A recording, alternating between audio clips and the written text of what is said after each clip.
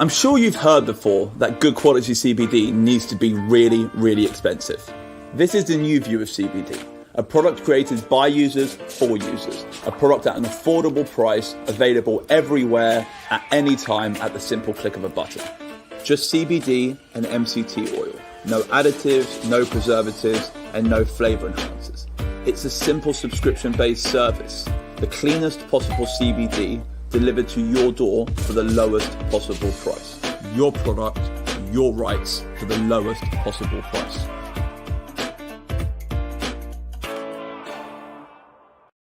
Hello and welcome to the ABC of CBD live on Men's Radio. If you're following us on YouTube, hit the like button. We just had a quick word from our sponsor that way. Thank you so much for sponsoring us at Tincture Club. Another week, it's episode 76 this week, another episode. And another story, another journey, another perspective from within the cannabis industry. Last week we were joined by Kyle, who shared his story of post-viral fatigue and how he suffered over the last 10 years and how his lifestyle changed from being an active musician to having no resemblance of his life as he knew it, and how cannabis helped him in the work he's done with others. This week, we're kind of moving away from the cannabis discussion. We're moving back onto CBD. We're joined by Andrew Barnes. I don't know if you know Andrew Barnes, but Andrew is awesome. I'm going to bring him on very shortly. But Andrew took on a valuable challenge over the last few years, and quite a difficult challenge at that, to independently analyze the UK CBD market in terms of the products available on the shelves. Now, one thing which we haven't really done on this show is we haven't really done a from without analysis, from outside analysis, and an external, an external analysis of the CBD market. It's always been internal. So it's been me, or it's been someone I know, one of our guests, analyzing the market from within. Andrew really approached this externally. He approached the market from a different perspective, almost an umbrella view, a top-down view, where he didn't really have anything to prove except the findings that he found. So that's what our episode's about today. I really don't know much about his reports. I'm going to bring on Andrew to kind of walk us through it. Thank you so much for joining us. Andrew, I really appreciate you coming on the show. I know I've been nagging you for the past 3 months, 4 months, ever since I heard about this report kind of happening, ever since I heard about your analysis happening. I've been kind of nagging you to kind of come on the show and share your findings because, like I was just saying, like this internal battle, which we all fight from within the cannabis industry, from within the CBD industry, of, like our product is very much, linked to a desire for people to uptake and pick up and use CBD and other cannabis products. Your analysis was very different. It wasn't done from you could call it a hype perspective. It wasn't done to encourage knowledge. It wasn't done to boost sales. It wasn't done to, create more of a clientele in the UK. You really took a scope of the UK market and you run an analysis on it. So, if I'm correct, I just want to give a little breakdown. So you wanted to look at the quality of products, the consistency, the accuracy, whether or not they were legal, whether they were labeled correctly. Tell us more about this. Like how many products did you analyze? When did you start this journey? Give us a little bit of you could call it your hypothesis of what you wanted this to be before you started. No, absolutely. Hi, everyone. It's a bit surreal to be here. I've watched so many episodes of the show, so it's. And now you're on it. It's amazing. And now you're in the box on the screen. I know. It's. Our one viewer we get every single week, that's Andrew. So God bless you for supporting us. You and Veronica. I mean, like between you two, that's all I need. I love you guys. Thanks for the support. And Veronica still doesn't want to come on the show, which is strange. Gloria, I know you're there as well somewhere. I know you always follow us. And Chrissy, I know you follow us too. And everyone else out there, I know you also follow us. It was a joke. Anyway, Andrew, go talk. Right. So, okay. So how many products? So we were commissioned. So when I say we, me and Kat, my wife, who actually you should get her on at some point. She's kind of just being approved for Project 2021. Very cool. So she's going to be getting her prescription next week. So kind of a good look back in a couple of months' time about how that journey's gone. And how I would love to get her on. Would be great. We love patient stories on this show. You've turned into a today robot, about Ollie. how, we've had a lot of, again, You am did I a little back? bit. Still a robot? You're back.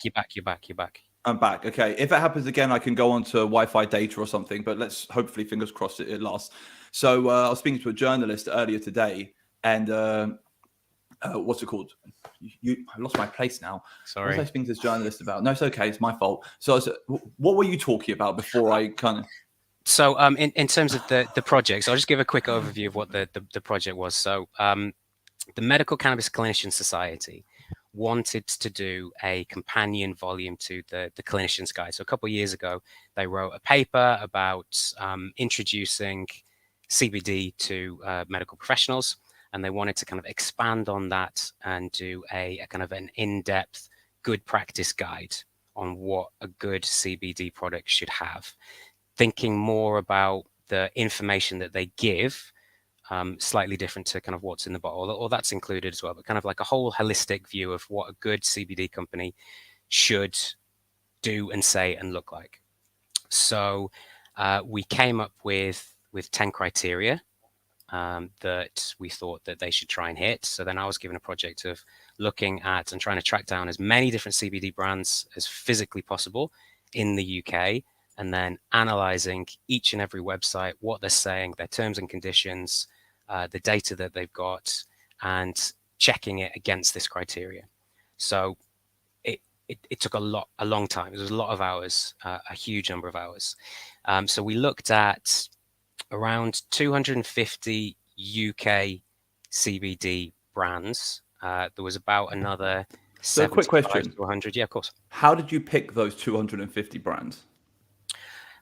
I'm going to do this a lot over the course of your discussion, by the way. That's how I'm going to get information out of you. So yeah, like, how did you pick those 250 brands? Like, how were they brought to your attention? So that was the first thing I did. So the first thing I did before kind of really looking at it, I just kind of made an Excel spreadsheet and try and put as many different brands as physically possible that I could find into this sheet. So I started with all the big ones that are the most well known, and then moved on to kind of different recommendations from the MCCS to see if they know any more that aren't on that list, and then just started scrolling. So Google, there's not that many that you can find because I think a lot of the small ones don't have budgets to make sure they're higher up. So then the SEO means they get lost. Yeah. So then we moved on to Instagram, scrolling. And normally when you add one or find one, there's a little section at the bottom say, do you want to also look at this one? So that kind of went into a little kind of Instagram tunnel, and then a lot on Facebook as well. And then I checked Twitter to try and find a few, and also pulled quite a few from the shops. So obviously there's a few big CBD shops, made sure all of those brands were on there as well. So the first big chunk of research was just kind of getting as many brands as possible.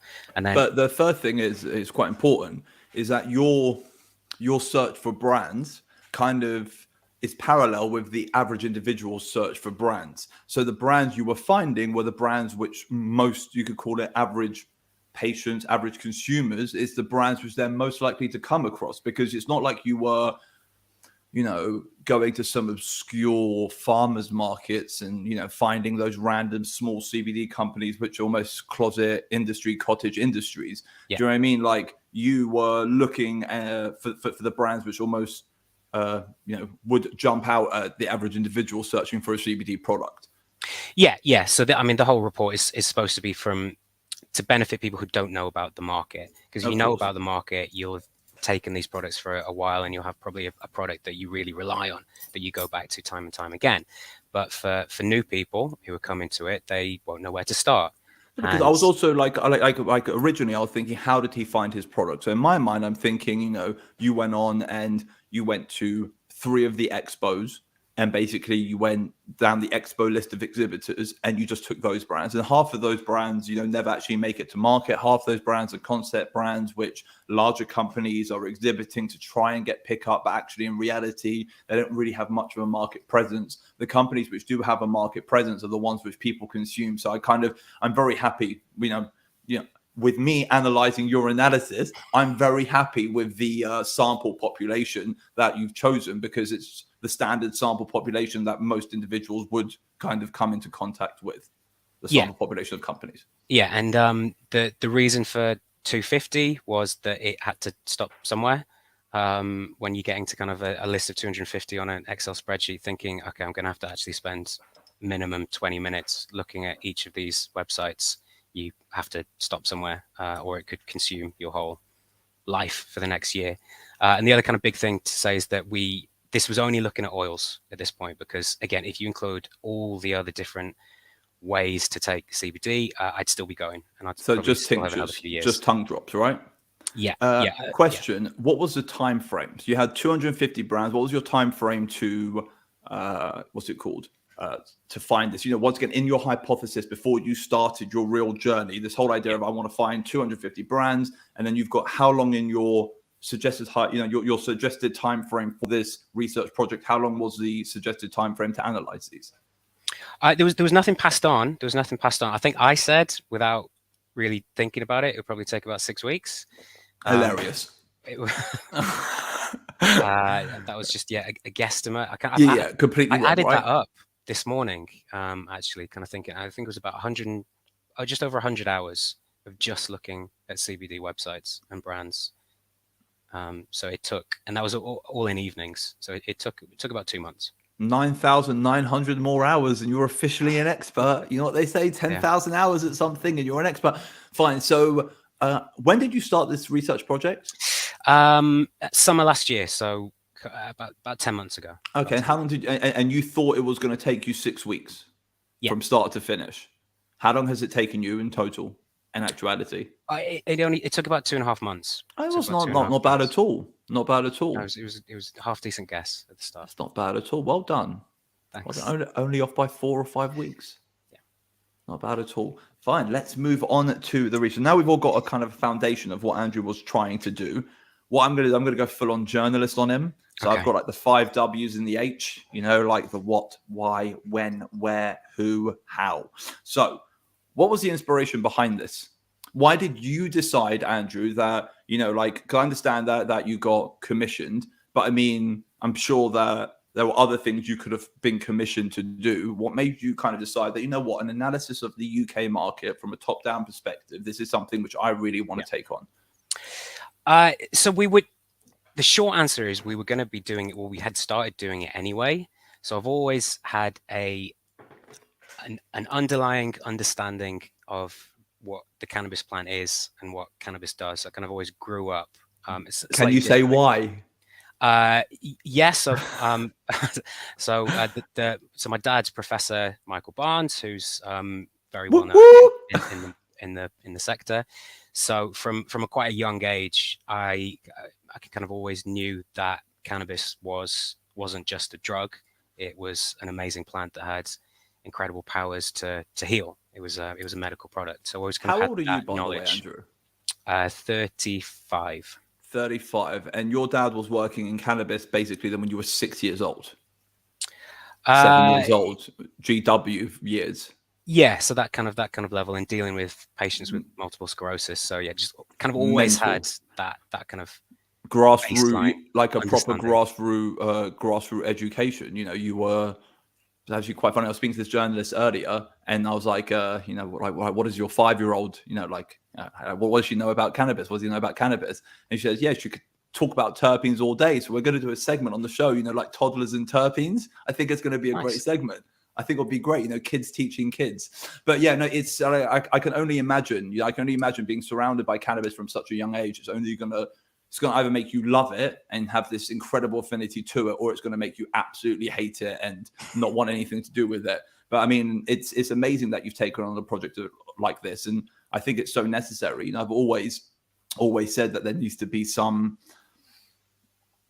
I don't know, just some bar set in this industry. And the fact of the matter is, if we're all self-governing, if we're all, if we all set our own levels of what's okay, do you know what I mean? What's acceptable. And we don't, you could call it compete with our competitors. If we don't compare ourselves to them in order to make ourselves better, then we're always going to end up falling short. Even us who think about everything, there are still things we don't think about. And it's, there's always something which we could be doing better for the patient. So I want to say thank you. Thank you very much for undertaking this task. It's so important to have a body of information like this for patients and customers to be able to liaise with. definitely. I have to just say, Veronica just said evening, so I got a little bit Hi, Veronica. Hi, darling. Yeah, I leave the comments off because my ADHD gets distracted and I can't concentrate on my notes, my guests, and the comments from the people. That's why and if Russ isn't here, I just kind of don't pay attention to it because I want to give you my full attention, Andrew. And I feel like that's what they tune in for. They want to hear your story. So should I pick up? Yeah, definitely. Carry on. Okay, so so kind of always had that understanding, always had a fascination with the market and the plant, but it always kind of stayed at that kind of level until it started engulfing my dad's life. Started kind of just doing it day in, day out for a kind of continual push to get cannabis legalized medicinally. So my knowledge has kind of increased kind of at a much lower level, but kind of at the same time and in the same time period. So I always kind of knew that I wanted to try and enter the sector full time. And then we kind of started that journey a year ago. So we knew that, I think you mentioned it actually in a recent episode, maybe after the food standards novel food list, but and this was true even a year ago, you can't just release a CBD product and call it Andrew's CBD anymore. Those days are gone unless you're a superstar and you can pull loads of new people into the market. So we knew that we wanted to do this and we had to try and find a gap in the market. So that's why we started the research project. And it just kind of coincided with the time that the MCCS wanted to do a bigger research project. So what was originally supposed to be a 5 or 6, 7 hour thing turned into a much bigger piece of research. But it worked out fantastically because we used that to try and identify. And I think we have identified some good gaps in the market for our own brand that's going to be launching soon. But at the time, there was, we didn't have any idea. It's very interesting as well. I'm going to just go off topic a little bit. So you're 34 years old. You're grassroots in ways that most people would never understand, having the cannabis education around you, that secondary cannabis education, which most people, their dads are lawyers, accountants, lorry drivers. They don't have that same education that you're surrounded by. Why so late? Like, why didn't you enter the market 10 years ago? Why didn't you enter the market 15 years ago? You understand? Like, why have you, in a good way or a bad way, from an analytical perspective, why have you bided your time? I mean, I don't massively know. I mean, the last few years have just kind of been taken up with childcare and normal life stuff. So now we just kind of feel in a position. And my wife has been amazing, kind of helping that journey along and doing all of the social media and the other stuff that I'm just kind of not that good at. So I think together we've kind of been a much better place to try and kind of enter the market. I personally think everything happens in the correct time. In fact, the matter is you've come at it from a perspective which other people haven't. Like you said, you're trying to identify gaps in the market.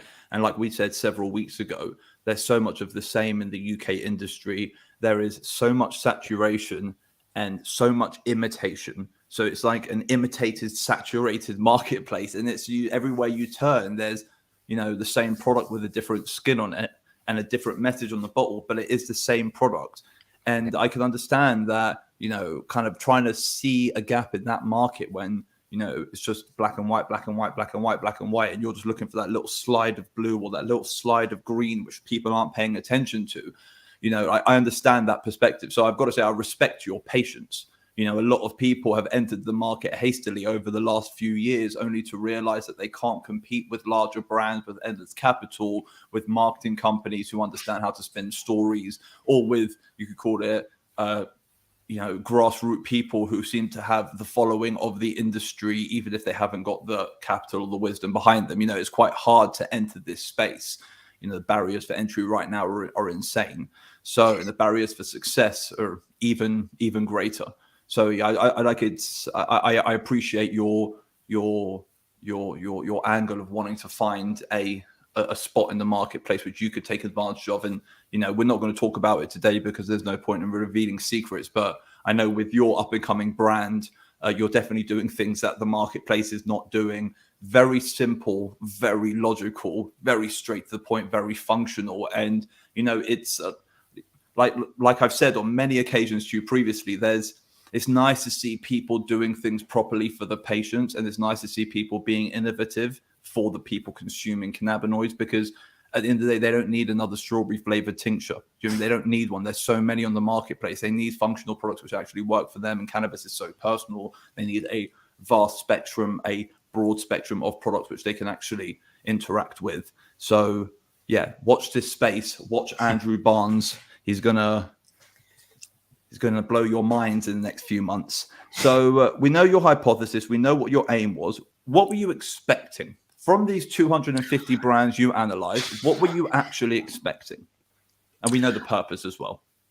So, to be blunt, what you hear is that you hear the term snake oil a lot. So I was expecting a lot of bad things. I was expecting loads of brands to kind of be throwing around that they can cure cancer, that they can turn back the time on Alzheimer's. I was expecting a mishmash of marketing, but I mean, what I found, there were examples of all those things, but what I found is a sophisticated, good, solid market with amazing products out there. But yeah, I went in probably thinking the worst, and I think overall, of all of the different companies, was kind of pleasantly surprised.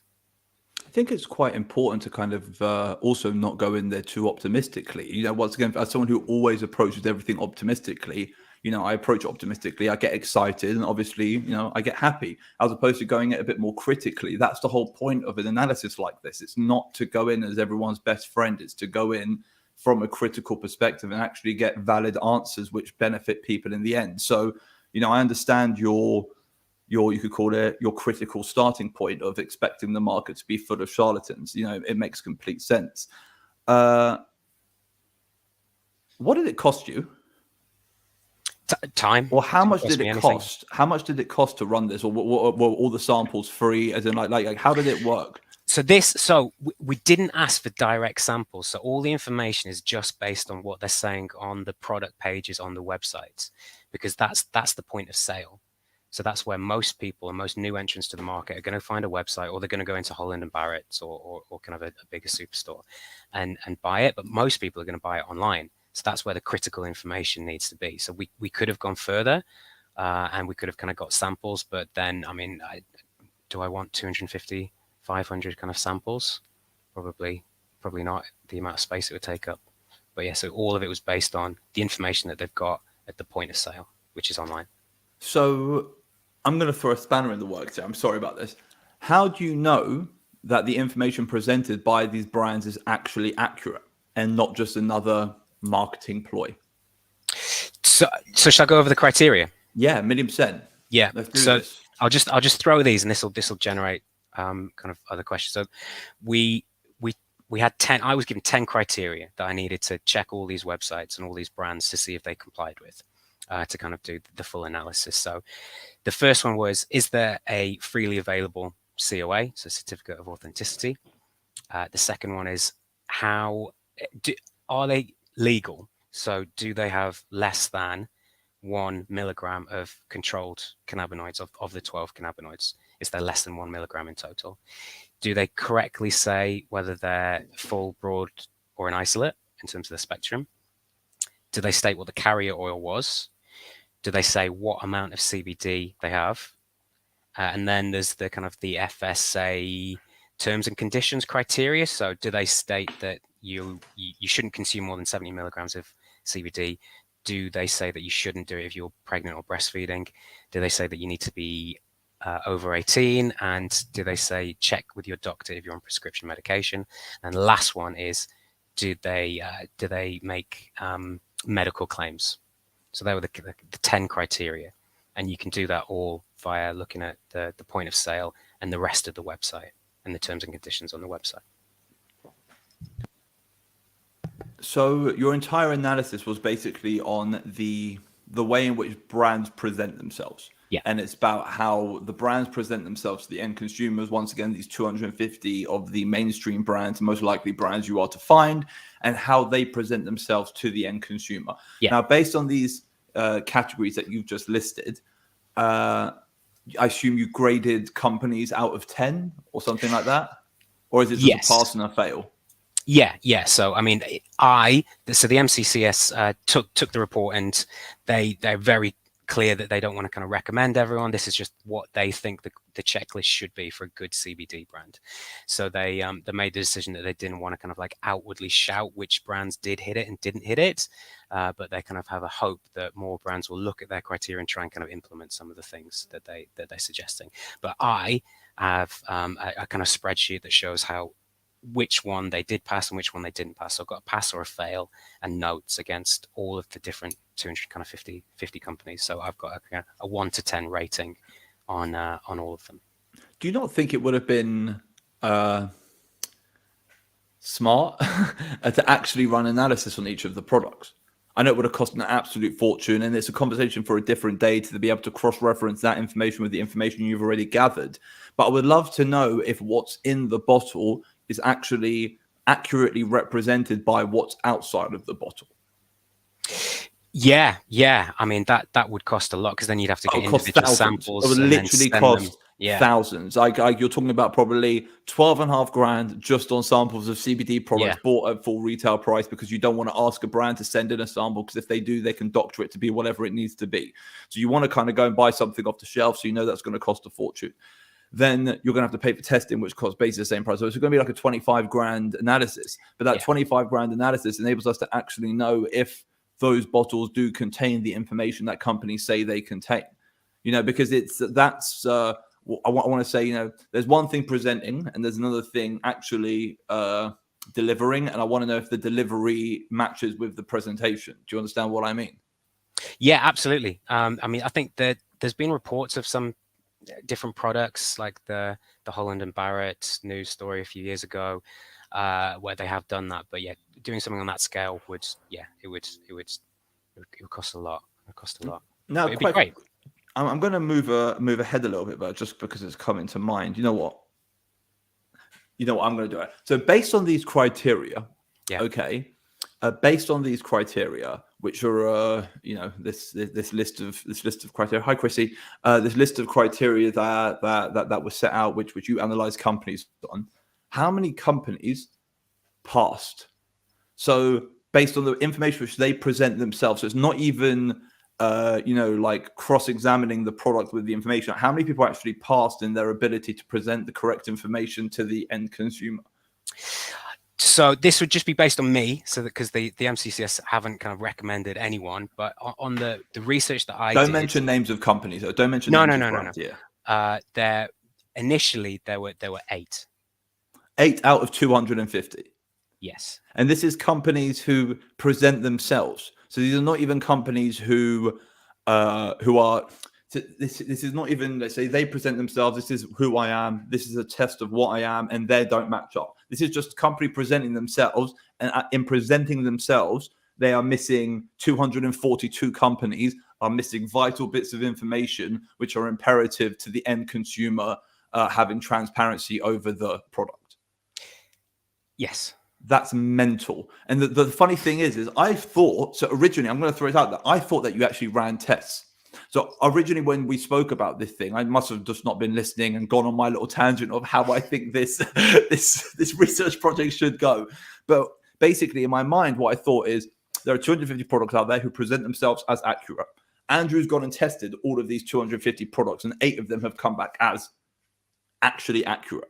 What actually happens is you've got 250 companies who have complete discretion on how to present themselves. They can oversell the hell out of themselves, and they're still not doing. Do you understand what I mean? They're still not meeting all of the criteria. That's not right. No. And that's even worse. That's even worse than what I thought, because these are like standard criteria, like standard things which you need to include in a product. And it's so, yeah, I think this really kind of changes the episode a little bit, because it's like the notes I had written down were based on the analysis which I thought you did, as opposed to the analysis which you've actually done. And I actually kind of, I was giving CBD brands a benefit of the doubt, degradation in the bottle, the fact that cannabinoids can deteriorate over time. I thought if you had to go and buy products, maybe you bought something which has got a 2-year shelf life and it was manufactured 2 years ago, so maybe it's degraded by 7%, so maybe they're not mathematically accurate. Maybe terpenes have gone or something's gone, so something's in the product which isn't right. That's what I was thinking. I was like, you know what, there's 250 products out there.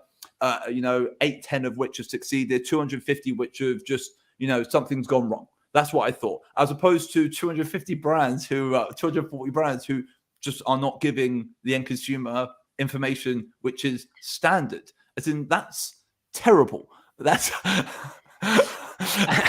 and a lot of the criteria are really confusing for the first time entrant into the market. Like really confusing. So like the 1 milligram, the COAs. The COAs are incredibly confusing. COAs are so confusing, especially gram to mil percentages are always changing. I mean, you've got like some of the measurements that come up, they're always on the basis of 10 mil, they're on the basis of 30 mil. You've got to look at the product and then do your own complicated series of mathematics in order to figure out what's even there. Do you know, it's insane. And then there's always a plus minus. There is always a plus minus of like 10% or 5% or 2%, depending on who your farm is. We've got on one of our testing houses, a plus minus of 2% over 10%, which means that it could be 2% out or it could be 10% out. So then you've got to calculate that into your mathematics. Then, you get a COA, which reads like 315. Might be all right. Might not be. So it gets really complicated. It's hard. So certificates of analysis are a difficult thing to understand. Really difficult. And the other thing is that there's no standardization. So every single lab does something different. So there was milligrams per milliliter, percentage per milliliter, overall percentage, total milligrams. And if you're new to the market, and you won't have seen anything like that on any other food product that you'll have ever bought. You don't. There's just an NRV.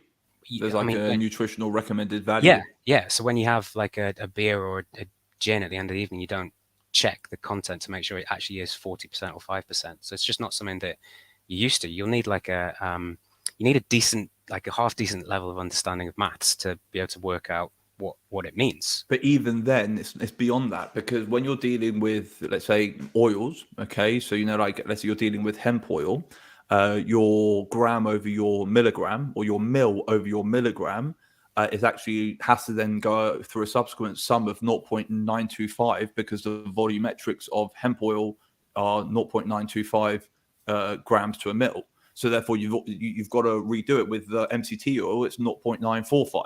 So you've got all of these different volumetric weight measures, which you also have to bring into account. And if you don't understand these, you have your 7.5% off, your 4.5% off. So that's another thing which is a big issue. A lot of the testing houses as well don't understand that different oils have different volumes, because what they're given is a product. They're not always given the full product spec sheet. So they're testing what they assume to be a mil, but actually their mil might not be a mil, because they're doing it based on weight. They're not doing it based on measurement. It's all done based on weight. So it's a very over-confusing process. That's one thing which we should do. We should do a breakdown on this show of how to understand a COA, or I should do one and just kind of release it onto socials, because I feel like that's quite important. That's something you should potentially do with your dad as well, is a breakdown of COAs. Yeah, definitely. Unbelievably confusing for someone who's never seen one before. It's confusing for people who have. I mean, like bear in mind, in the office, every single day there's a little thing like, it's off, it's definitely not off. It's like, look at the math, redo the math. Where's the error? All right, they're working like this, they're working like that. They've gone into percentages, they haven't gone into milligrams. You need to work it back. You know what I mean? It's always complicated. It's always complicated. The standardized sum doesn't apply to a certificate of analysis. Mm-hmm. And the other the real other big gray area that a lot of different brands kind of struggle with, because there's no like standardization across what they mean, is what they're labeling the product to be across full spectrum, broad spectrum, and isolate as well. There was a lot of discrepancies around those. What percentage is something that's an isolate, not an isolate? If it's got 1% CBG, is it still an isolate if it's got 2%? And then the full spectrum products, a huge amount of it misunderstanding around the 0.2%. So a lot advertised there less than 0.2% THC, without kind of the recognition. This isn't saying it's good in any means. I think the law definitely needs to change, but at 0.2% THC, that's significantly above the legal limit for the CBD industry, because you're only allowed 1 milligram per container. I get that. And then people go based on the 0.2 rule when actually they should be going based on the 1 milligram rule. And the 1 milligram rule is 0.001%, 0.0001%. It's a big difference. So 200th, 2000th of what you're actually allowed. Yeah, and also the understanding that it isn't just THC. It's all. So there's 12. So this is what I wanted to ask you. So one thing which you did bring up is the amount of products on the UK market which actually contain illegal cannabinoids, and the amount of products on the UK market which have, you know, trace elements and illegal trace elements of banned cannabinoids. Now, this is open on people's websites, as in like my competitors out there are openly showing the world that they have illegal compounds in their product. So at least they're being transparent. I mean, that's one way, but that shows how difficult a COA is to understand when someone in our industry is blatantly putting on their website that they're breaking the law. That shows how complicated a COA is, because they don't even realize the fact that they're entrapping themselves. You know, it's proper entrapment. They're like showing that they're selling illegal products and they have no idea that they're even showing that. Crazy. I've seen that quite a lot. We ordered an extract last week to the office, and it's got a very large proportion of CBN. And we're like, this is illegal. And they sent us a COA, which didn't say CBN. So we sent it off for testing, and it came back with a large amount of CBN. We still owe the company for this. We owe the company for this extract. They've disappeared. They've literally disappeared. They will not. I'm especially like, I need to send you back your egg. It's like I need to get rid of this shit. Shit's not legal, and they're like not responding. They've like gone, hey, well, I owe them money, and they've disappeared, because it happens a lot in the marketplace. People don't understand the fact that there are these minor intricacies which can get you in a lot of trouble. There are these, you know, these controlled substances which are present in so many different, you know, cannabis sativa L extracts, whether it's a full spectrum or a broad spectrum, or even a, you know, one of these, you could call it, what's it called? UK friendly, you know, like a THC free broad spectrum. They still have other cannabinoids in there at levels which are banned. And this is something which you saw regularly. Like, how many of the products out of the 250 do you reckon had illegal cannabinoid concentrations?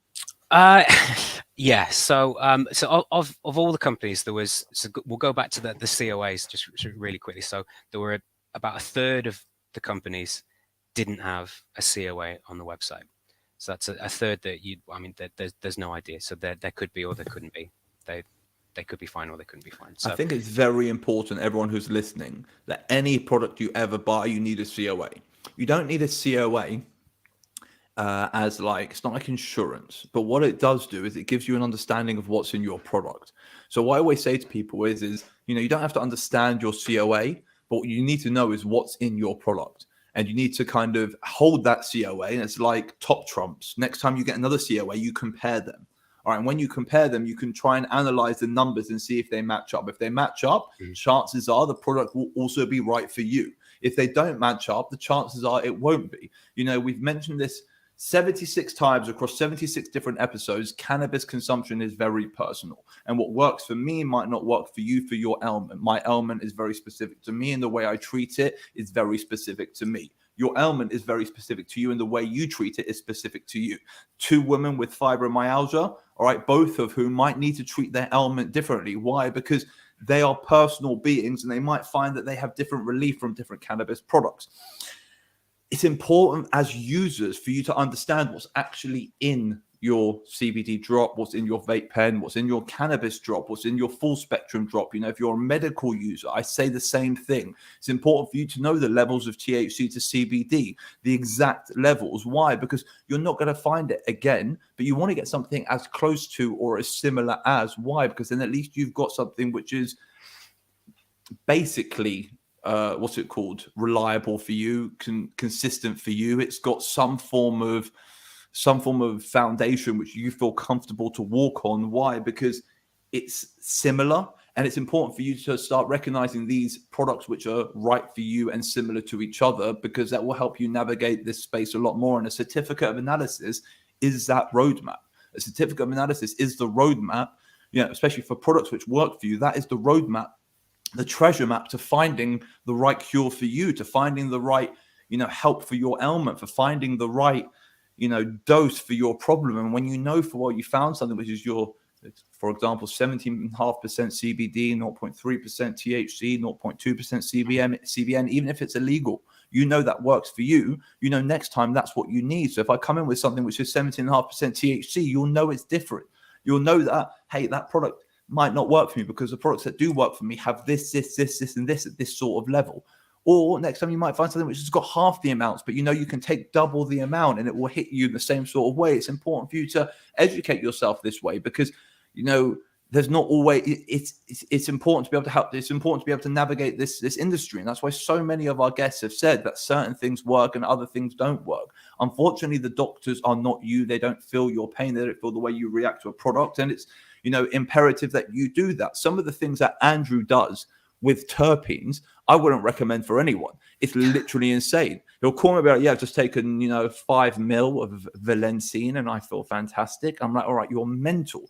I'll take 5 milligrams. Do you know what I mean? 1,000th of what he's taking.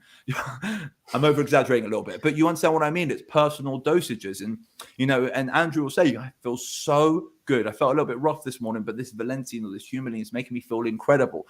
That's him personally, and what you need to do is you need to find the right terpene blend that works for you, the right cannabinoid blend that works for you. Sorry about that, Andrew. I went on a little rant, but I felt like it was imperative. Felt like it was necessary. Of course. I do apologize. Yeah, no, absolutely. And that's probably, that's the main criteria. That's the main criteria. So that's what we wanted. And that's what they're suggesting that every single company does have a good, solid, freely available COA. So there was a few that you could apparently email off to get, but that's not going to help at the time. At the point of sale, you want to be able to see that they've at least done that big step, that big checklist, that they're happy to say what's in their product.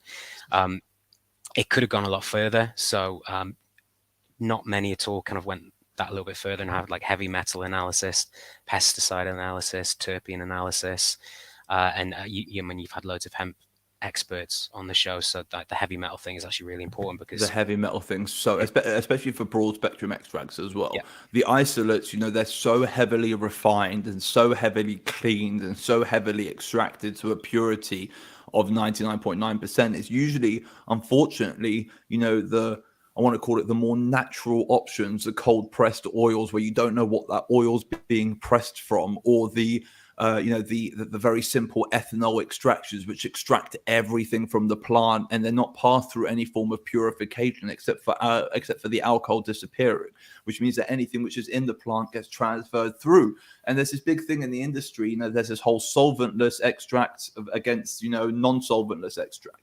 Now, solvent extract against non-solvent extract, solventless extract. Now, when you use solvents, you can actually clean a product. And yes, if it's not, if the solvents aren't removed, it's dangerous. But I mean, hopefully, fingers crossed, most of the time it's being done by industry professionals who are the highest degree of what they could be doing. And then you have the more natural products where, if there were impurities, a lot of time there's not, but if there were impurities, it's a lot easier to pass that impurity onto the end consumer because, well, it's a natural extraction method, which doesn't really have any of the harsh cleaning methods of a lot of these mass industrial extraction facilities. So it's also, it's a hard world to navigate, to understand that sometimes what seems right might actually be wrong. What seems wrong might actually be right. And like you said, as we've discussed, hemp, its natural go-to is to suck everything up from the soil. It is an earth cleaner. That is what it does. Its root structure is built for that. It's built to neutralize soil. It's built to suck crap out of the atmosphere. That's what it does naturally. So you need to make sure that all of these impurities are not left in your end consumer product. And a lot of people, they're not going to tell you unless you ask for it. So it's as Andrew's just said, a third of companies didn't even show a COA. These other reports, is very important. Where your extractors come from. Sorry, Andrew, ranted again. No, it's fine. It's good. It's all good. So you're moving on to the actually looking at the COA. So a third of companies can't look at it. There's nothing there to look at. So the other 2/3. So the first thing to say is that they're not doing anything wrong. It's really obvious that I think the law does need to change. And there was the Misuse of Drugs Advisory Council wrote an updated piece of advice in December. It's only a piece of advice at this stage, that the THC limit should be changed from 1 milligram to 50 micrograms, which is per serving, which is really confusing. Again, adding another layer of confusion, but is at least allows a little bit more.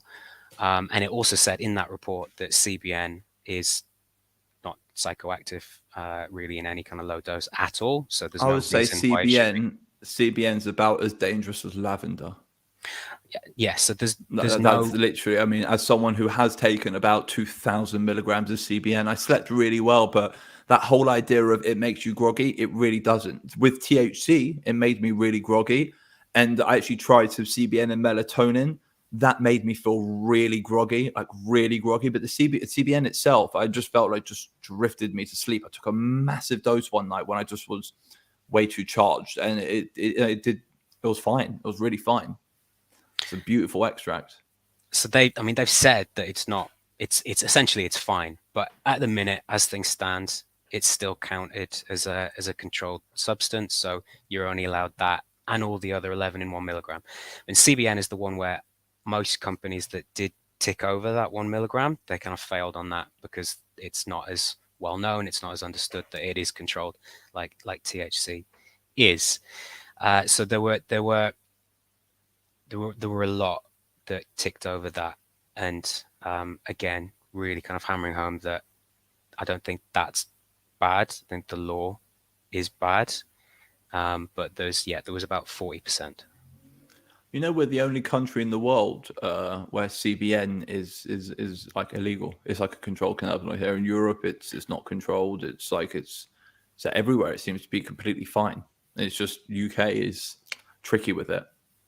And there are a few companies in Switzerland that you could just buy CBN isolate and ship. What's sad as well is the medical industry doesn't seem to prescribe CBN. And if you do have, let's say, insomnia, which is something you can get a medical prescription for, you're probably better off being delivered CBN and CBD together with potentially a, neurodial over limonol terpene or fenchone or something like that, which produces sleep, which induces like a sedative. You're probably better off being given that than being given something which is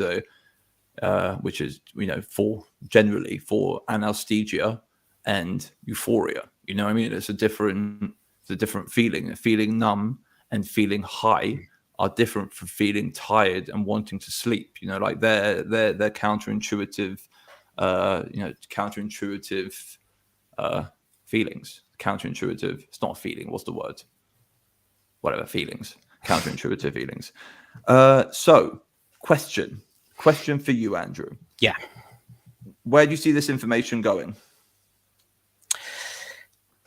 So, I mean, the hope is that this is kind of used for new entrants to the market and maybe the more established ones to add a layer of protection for the end consumer. So if they've got this checklist, hopefully that'll get into kind of wider consciousness, and some brands that aren't doing some of the things on there that are really easy to do because they're in kind of total control of pretty much every single one of them, that they're able to implement that. Can I go back? I've got one more. Can I go back to the 1 milligram thing just for a second? You go. You could do whatever you want. It's your show. We've got 12 minutes. We've got 11 and a half minutes left. But I mean, you could do whatever you want. I've just got some more questions to ask you. Take your time, man. This is just highlighting how ridiculous the 1 milligram thing is. So there was one company that had a 10 ml bottle, a 30 ml bottle, and then it was quite rare, but they had I think it was a 500 and a 100 milligram bottle of exactly the same substance, and because it's per container, 1 milligram per container, the 10 ml was fine, the 30 ml was fine, but then the two larger ones,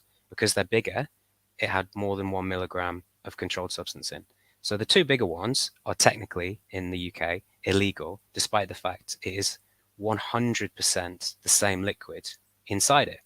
So that's just kind of a good highlight of how not the same ridiculous liquid, it is. The same extract. It's the same extract. Yeah. The same extract used in the liquid. Yeah, the rule is ridiculous. I personally think that all cannabinoids should have their place in this market. That's my personal belief. But it's a conversation for a different day. Did the results get released? Have you released your results? Have you released your findings?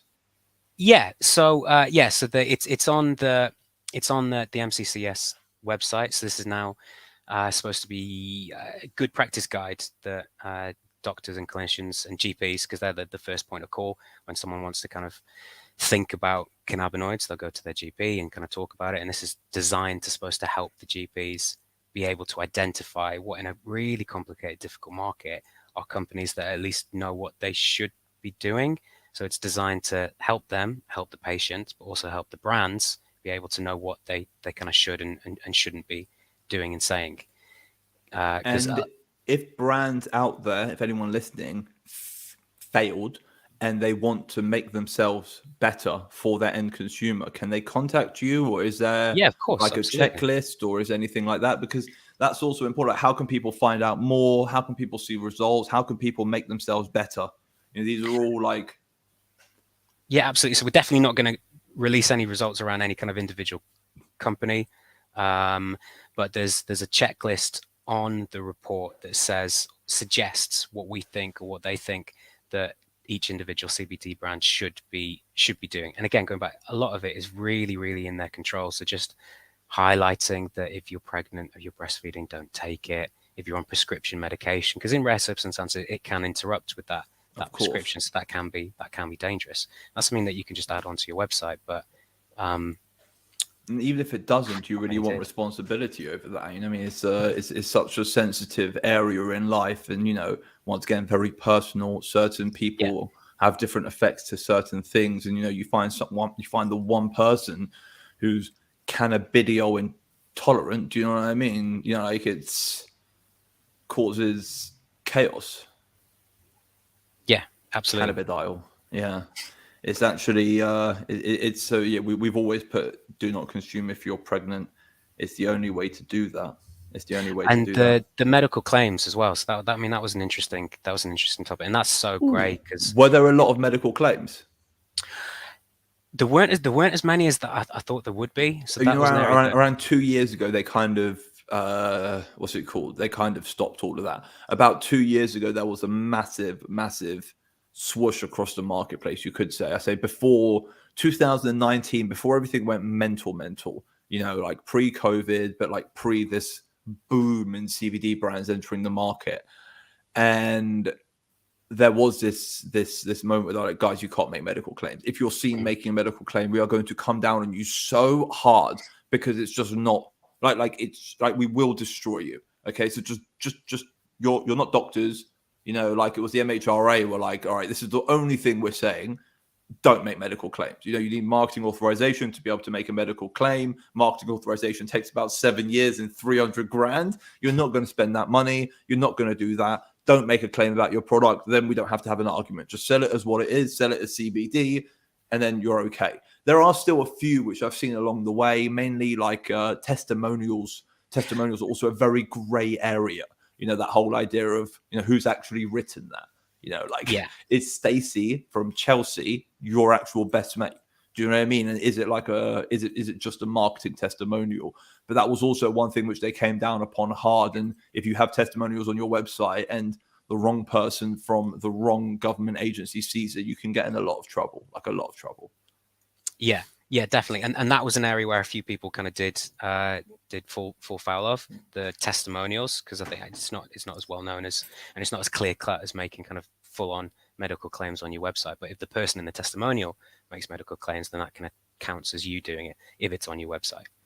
But I thought there would be more than there were. That was an area where the market, I think, is generally really good. So around 75% of all the companies we looked at didn't make medical claims, but around 25% did. And also, it's really great, because anxiety is a medical claim, but you know, is mild anxiety, at what point is anxiety medical or not medical? At what point is kind of pain medical or not medical? Because everyone has pain and aches and ailments throughout their life. The word dose, implies it's a medical device.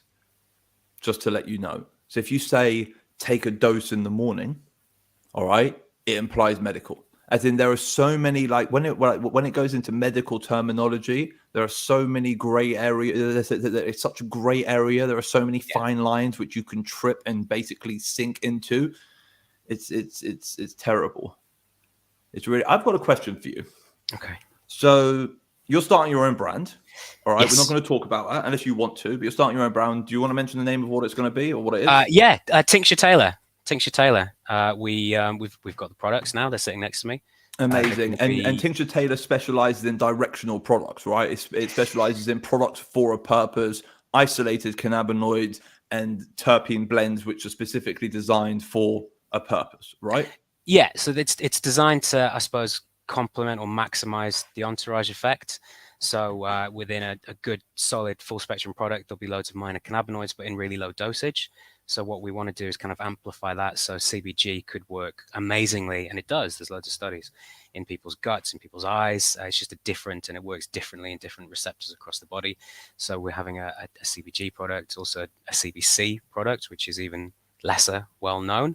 That is supposed to work with the TRVP receptors up and down the body, help the pain response, temperature response, and 2 directional terpenes, because again, loads of products just throw all of the terpenes together, and terpenes are sensational. But what we really wanted to do is isolate the sedating one and the uplifting ones into 2 separate isolates. So we've got uplifting ones and sedating ones, and that's where I kind of spoke to you about it, but I've tried kind of decent doses of the sedating ones, because I have kind of struggled with sleep quite a lot. I got prescribed sleeping pills that you can only have for a certain period of time, and that kind of pushed me towards terpenes more. So I've got a question for you, the last question of the day, and it's more of just a personal analysis. So like a final findings, all right? So as someone with an understanding of cannabis and someone who's got an understanding of directional products, after analyzing people's products out there, how many products were depicted as directional but not actually built to be so? So let's say, for example, did you find that there were a lot of sleep products which just didn't have any sleep direction behind them? So like one of my biggest pet peeves is when someone makes a sleep product and it's 250 milligrams in a 30 ml bottle and it's got a lemon haze uplifting terpene, because it's not a sleep product. Do you understand what I mean? That's a ridiculous example, but I'm saying that's one thing I've seen a lot of in the marketplace is, you know, a product which has a status without actually having the legs to stand on. Did you find a lot of that? Yeah. Again, most companies are really good and are obviously run by really knowledgeable, brilliant people, but I think there were a lot of quite obvious gaps where companies are run by people who just want to enter the market and don't have a massive understanding of what it does in the body. So there were quite a few examples of products being marketed towards sleep, being marketed towards concentration, and being marketed towards kind of exercise as well. And normally the only difference that you're able to kind of see, or that there was, between the sleep and the concentration were the milligrams of CBD in the product. So a 250 one for kind of continuing and for concentration, and then a 500 or 1,000 for sleep. That was the only kind of real difference.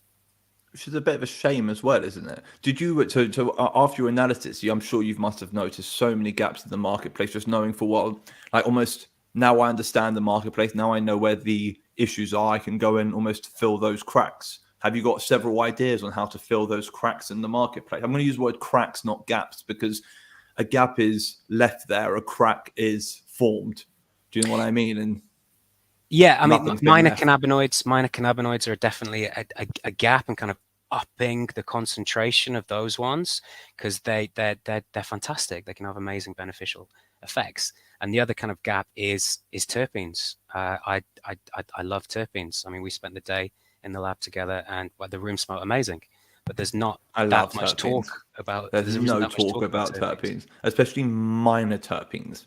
So not even like there's a lot of talk about strain-based terpenes. So a super lemon haze, either like a cannabis derived or fabricated to smell like. But I mean, like actual monoterpenes, and you know, like those isolated terpenological gems which exist in nature, which have the most incredible directional benefits, and they're just not discussed. It's something Taylor Mammon's going to do a lot with as well in the coming months. You know, if anyone out there wants to design a terpene-based product, reach out to me. If anyone out there wants to try terpene-based products, reach out to Andrew, because, you know, like, fact of the matter is like, well, I'm not going to make you one.